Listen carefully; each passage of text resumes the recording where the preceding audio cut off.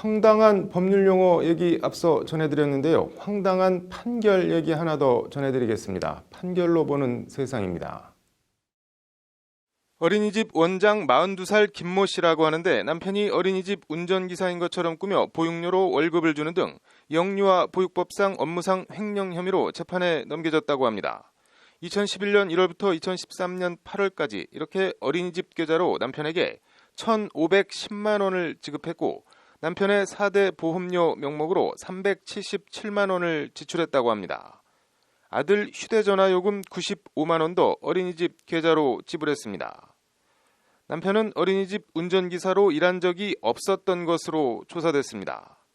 1심 법원은 그러나 보육료는 구체적으로 어느 항목에 사용할 것인지 용도가 특정된 금원으로 볼 수 없다며 횡령 혐의에 대해 무죄를 선고했습니다. 2심은 하지만 보육료는 어린이집 설치 운영에 필요한 범위로 목적과 용도를 한정해 위탁받은 금원이라며 횡령죄를 유죄로 판단해 벌금 500만 원을 선고했습니다. 대법원은 그러나 2심 판단을 다시 뒤집었습니다.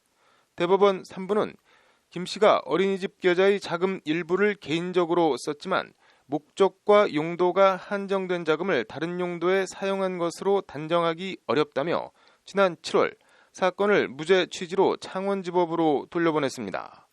김 씨 어린이집 계좌에는 국가와 지방자치단체로부터 받은 기본 보육료, 어린이집 원생 부모들로부터 받은 보육료, 차입금 등이 뒤섞여 있었습니다.